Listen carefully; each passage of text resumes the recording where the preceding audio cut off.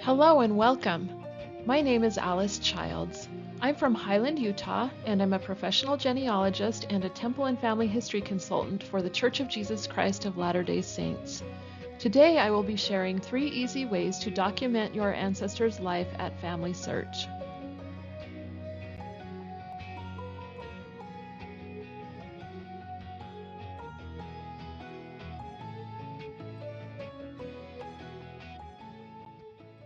Let's get started. You might be wondering what it means to document your ancestor's life. I am talking about attaching documents like birth, death, and marriage records, censuses, and other original records to your ancestor's profile at FamilySearch. And why is this important?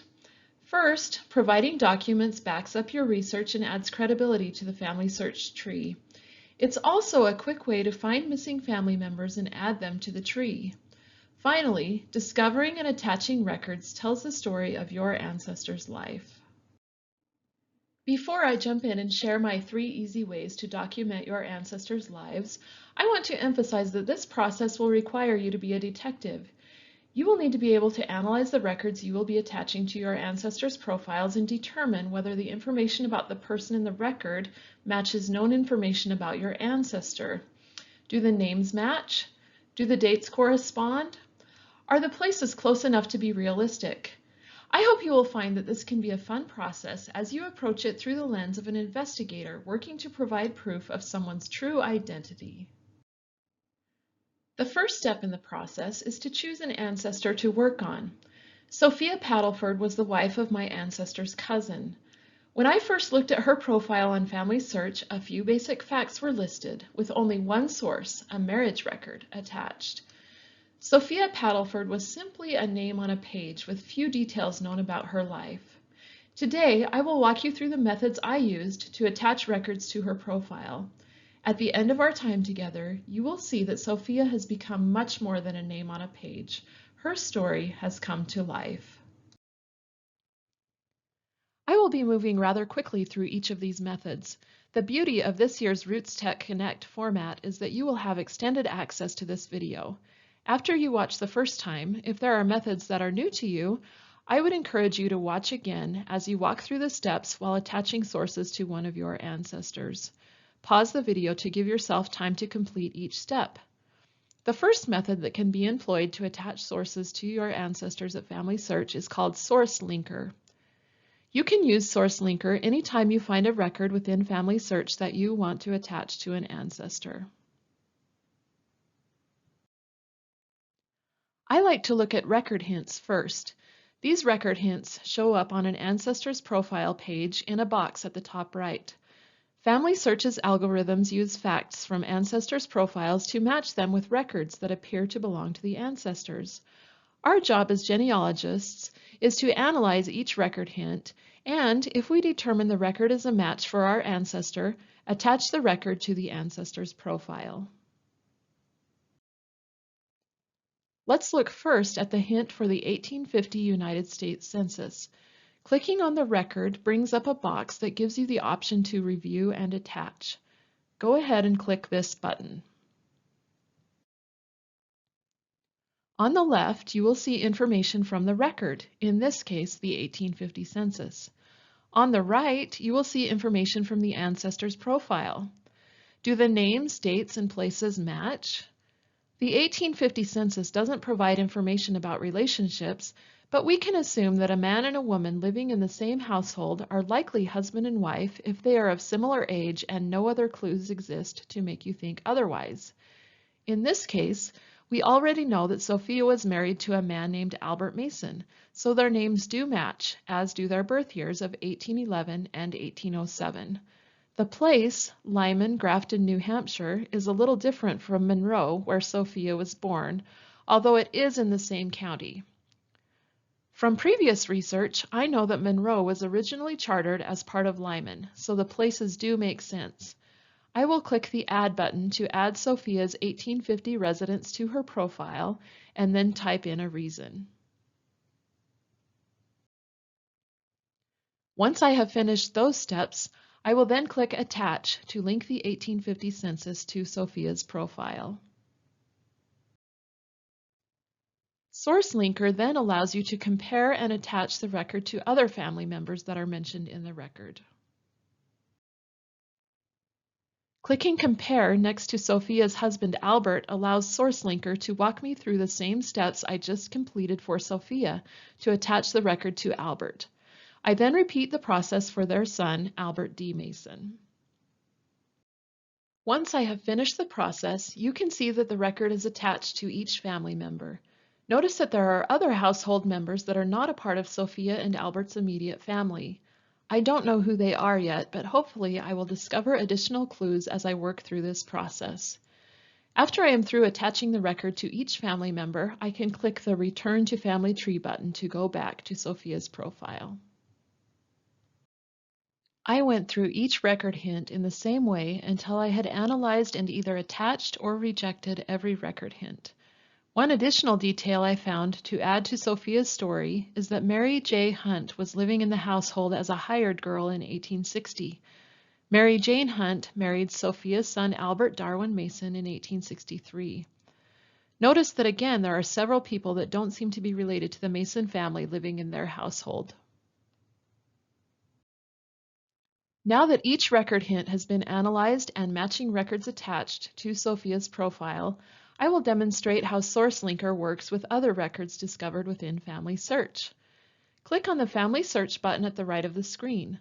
This will auto-populate a search of FamilySearch's database for Sophia Padelford.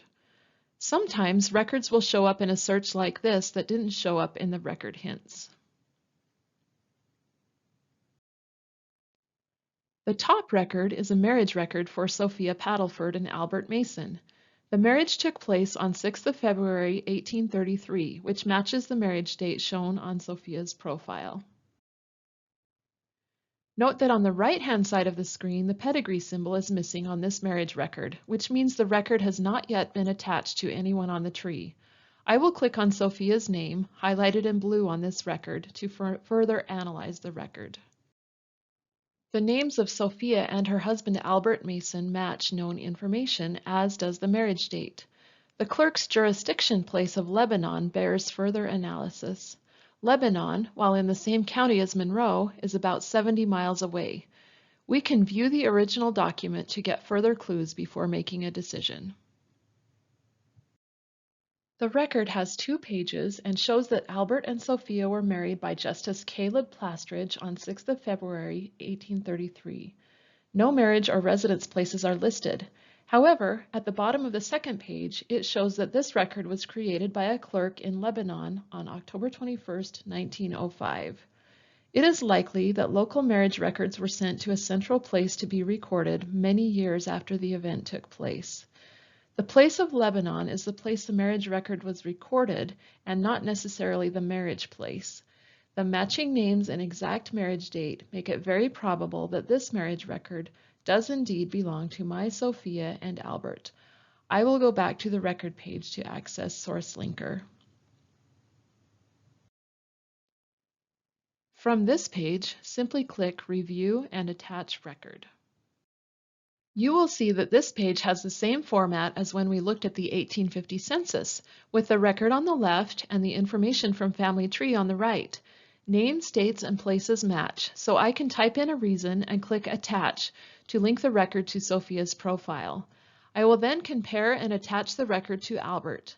As you can see, Source Linker makes it very easy to analyze and attach records found within FamilySearch. Source Linker is also available on your mobile device. If record hints are available for an ancestor, they will show up as a blue icon next to the ancestor's name on their profile page. Tapping that icon will take you to a list of record hints. Tap a record to bring up the information about the record, then tap Compare to access the Source Linker. The Source Linker looks and acts slightly different on a mobile device. I've included links to some articles that will walk you through the process on the presentation page at my website. The link to that page is in your syllabus.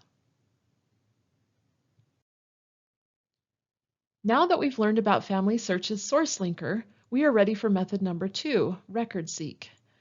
RecordSeek is a browser extension that makes it easy to attach records from other websites to your ancestor's profile at FamilySearch. RecordSeek currently works with Chrome, Firefox, Opera, and Safari, with the extension for Edge coming soon.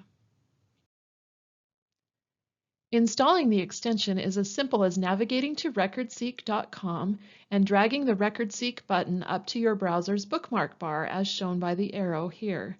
The extension will appear as a blue icon on your browser's bookmark bar. If you have trouble with this step, I have included a link to a RecordSeek troubleshooting article on the presentations page at my website. Again, you will find that link in your syllabus.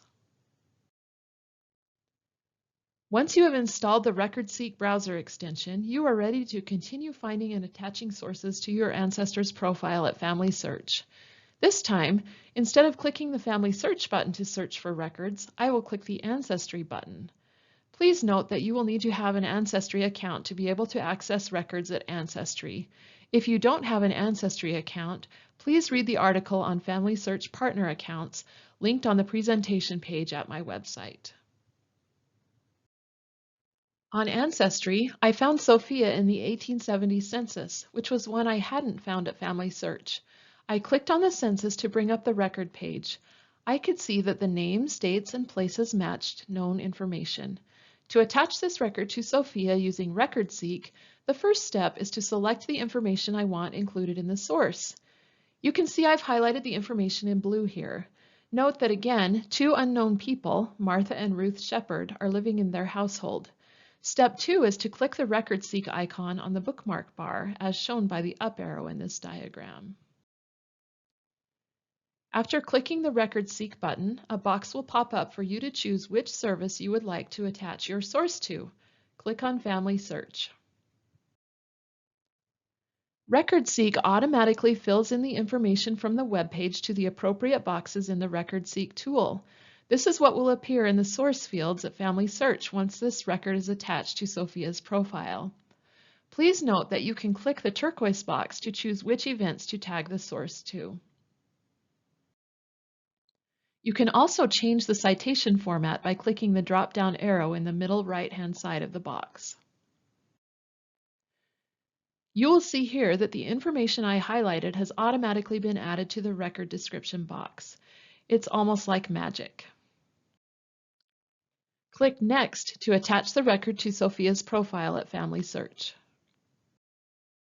On this page, you can simply copy your ancestor's PID number from FamilySearch and paste it into the bottom field, then click Next. The next page allows you to type in the reason you are attaching the source to your ancestor. Once you have typed a reason, click Create and Attach. You will briefly see this progress screen and then a screen that lets you know you have successfully created and attached the source to your ancestor's profile. When I return to Sophia's source page, we can see that the 1870 census has indeed been added to her profile. Note the icon to the left of the record. Sources that come from FamilySearch show the FamilySearch icon next to them. Sources from outside websites, in this case Ancestry, have the world icon next to them. RecordSeek can also be used on your mobile device. Rather than a browser extension, you will bookmark a page and visit that bookmark every time you navigate to a record that you want to add to your ancestor's profile. Simply follow the instructions on the mobile install app at RecordSeek.com to get this set up. Okay, we have learned how to use FamilySearch's Source Linker and RecordSeek to help us document our ancestors' lives at FamilySearch. The third method I will demonstrate is manually attaching a source to your ancestor's profile. You might use this method to add documents that you have in your personal possession or in cases where RecordSeek might not seem like the best option for attaching a source from the internet. In my case, I found a book about the history of Barnet, Vermont, which is where Albert Mason and Sophia Padelford moved later in life. Albert and Sophia were mentioned on page 554 of this book. This book adds a key detail to Albert and Sophia's lives. It states that Albert was a farmer and an innkeeper. This would explain why there are random people living in their household on each census record I discovered. It also shows that their only son, Albert Darwin, had just one son, who died as an infant. This clues me into the fact that their family line may have ended with their grandson. Because this is an authored source, I will want to do further research to verify what is stated, but this record provides some valuable clues about my ancestors' lives, and I want to attach it to their profile at FamilySearch. I want to be able to include a screenshot of the paragraphs about my ancestors with the source citation. Using RecordSeek won't allow me to do that, so I will manually attach the record. To attach this record, I will keep it open in one window on my computer, then open a new window and navigate to Sophia's profile. Go to the Sources tab, click Add Source, and then Add New Source. I will then manually enter or copy and paste information from the tab where I am viewing the book to the fields on this source page. I typed in the name of the book for the source title. The next field gives the option to add the web page URL or a memory. You can then add a citation and describe the record. Here you can see what it will look like if I link to the web page URL. However, I decided that instead of the web page URL, I would like to add an image of the page that talks about Albert and Sophia, so I switched to Add a Memory and uploaded a screenshot of that page. In this case, I went ahead and included the full URL to the source in my source citation in the next field. Once you have added all the citation information, select the events included in the source, check the box Add Source to My Source box, and click Save. This is what the source looks like after the process is complete.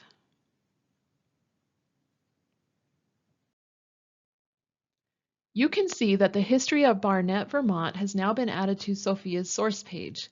The photo icon indicates that a memory has been provided as part of the source citation.